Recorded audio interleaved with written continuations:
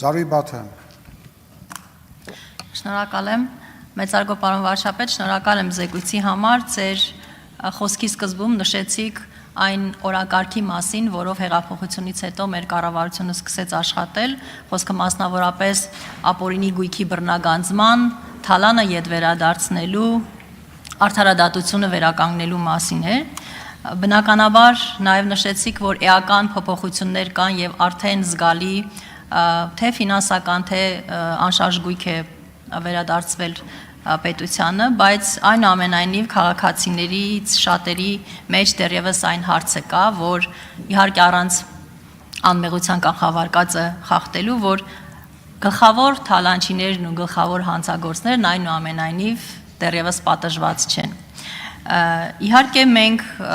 ունենք նաև դեպքեր, երբ այդ պատժելու փորձերն են ձախողման ենթարկվել։ Այսինքն խոսքը դատարանի մասին չի, այլ դատարանում դրանք բավարար հիմքեր չունենալու պատճառով երբեմն նույնիսկ քննության չեն ենթարկում։ Իսկ որոշ դեպքերում մենք ունենք նույնիսկ դեպքեր, երբ մարդիկ սկսում են կամ վերսկսում են քաղաքականությամբ զբաղվել, ընտրությունների են մասնակցում եւ այլն։ Այս մասով մենք ունենք արդյոք անհրաժեշտություն վերանայելու գործիքակազմը որևէ, որովհետև խոսքի իհարկե քննչական, իրավապահ մարմինների մասին է, որովհետև արդարացիորեն թվում է թե բոլորը ամեն ինչ գիտեն, բոլորը ճանաչում են մեղավորներին, բայց այնուամենայնիվ նրանք դեռևս անպատիժ են։ Այս մասով կուզեի նշեք, արդյոք մենք ունենք հնարավորություն գործընթացներում բեկում մտցնելու կամ որևէ փոփոխություն անելու այն ավելի արդյունավետ դարձնելու համար։ Շնորհակալ։ Շնորհակալ եմ Տիկին Բաթոյան հարցի համար, բայց իհարկե ես խնդիրներին անդրադարձա իմ խոսքում, այդ թվում արդարության եւ արդարադատության ընկալումների, բայց այդ թեմայի մասին խոսելիս մենք պետք է հասկանանք, որ մենք ուրիշների մասին չենք խոսում։ Այսինքն, եթե նույնիսկ խոսում ենք ընդհանուր հանցավորության, թալանի, թալանչիների եւ նրանց նկատմամբ մեր գործողությունների մասին, մենք այդ ժամանակ էլ իրանց մասին չենք խոսում։ Մենք այն ժամանակ խոսում ենք այն մոդելի մասին, որը մենք ուզում ենք ունենալ որպես պետություն։ Մենք ուզում ենք, այո, շատ դեպքերում, ես ինքս եմ քննադատաբար տրամադրված, բայց շատ դեպքերում ես հասկանում եմ, որ որոշ դեպքերում որոշ մարդկանց ուզածը հաշվեհարդարն է ու վրեժն է։ Ես ասում եմ, չեմ պատկերացնում Հայաստանի Հանրապետությունում հաշվեհարդար եւ վրեժ։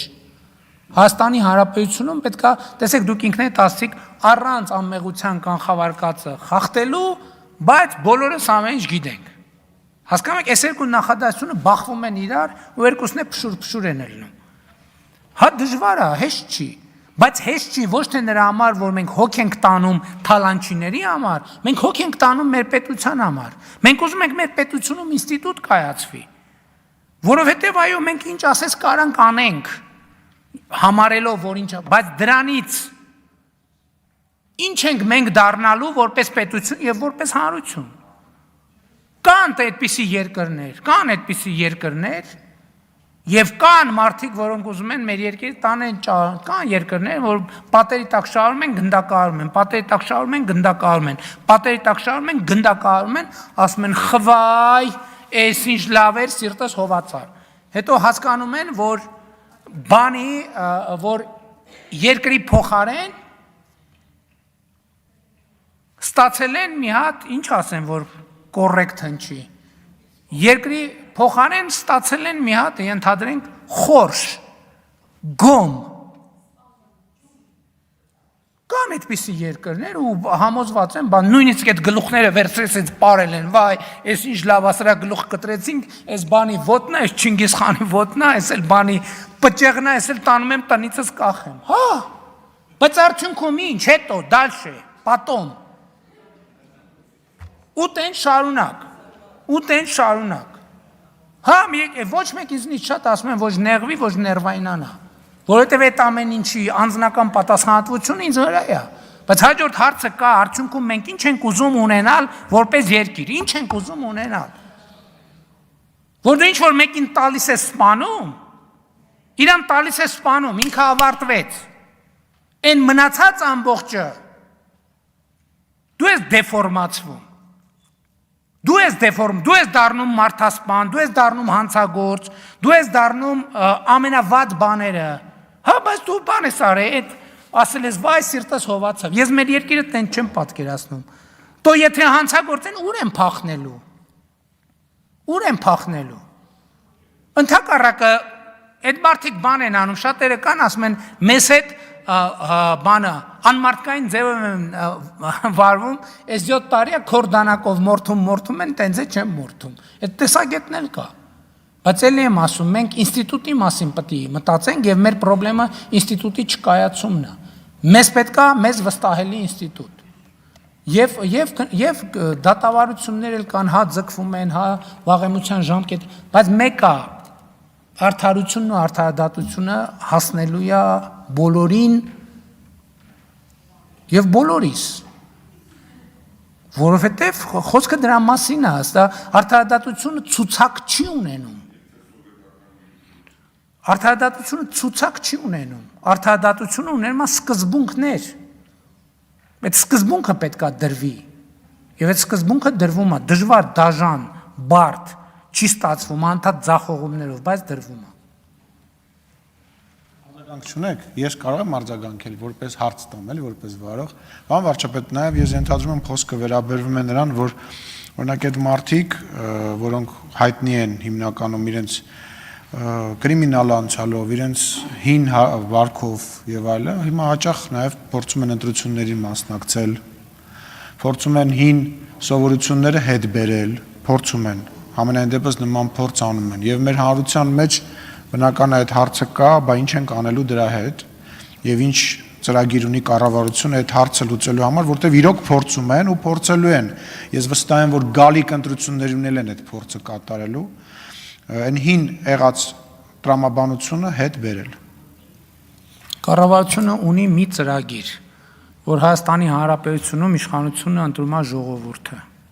Կառավարությունը ունի այդ ծրագիրը ապահովել ժողովրդի ազատ արդար թափանցիկ ընտրելու իրավունքը։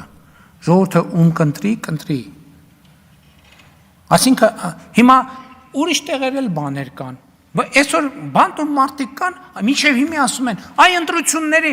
ընտրությունից առաջ ձերբակալվում են, ասում են տենց արին, որ ընտրությունները կեղծ են, ընտրություններից հետո ձերբակալվում են, ասում են այ տենց արին, որ ընտրությունների արդյունքները ժողովրդի ընտրությունը չկայանա, ընթացքում է դա տեղի ունենում, ասում են այ դա արին, ժողովուրդ ջան, չհասկացա, այսինքն ինչ, ես պետք է համարեմ, որ ես ավելի լավ եմ համարում, թե ով է արժանի ժողովրդի ձայնին, ով արժանի չի, գնում ընտրում են, ժողովուրդն է ընտրում, մեր առաքելությունն է, որ ժողովուրդը պետք է ունենա ազատ ընտրելու իրավունք, ապահովել ենք ազատ ընտրելու իրավունքը։ Կամ այն նորն էլ էլի գյուղում գնացել եմ, մի քաղաքացի ասում է, «Էս ինչ ալիքը ինչի չես փակում»։ Ասում եմ, հարգելիս, ուզում ես փակես, դու փակի։ Ասում է, ես ոնց փակեմ, ասում եմ, պուլտը ձեռը տա։ Ընդ որում պարտադիր չի, որ անդադ ալիք փոխելիս հանդիպես։ Իրա մեջ կարգավորում կա, որ ասում ես, այս ալիքը իմ մենյուից հանի, դու փակի։ Ինչ եք ուզում անընդհատ Հայաստանում այդ բանի պետության, այդ բան ընկալումը, որ պետությունը մի հատ սենց բան է, մոնստր է, որ աչուձախ սաղին փրթում է։ Չի լինելու այդ պետությունը։ Համենայն դեպս մեր օրոք այդպիսի պետություն չի լինելու։ Եվ մարդիկ ունեն ընտրության իրավունք։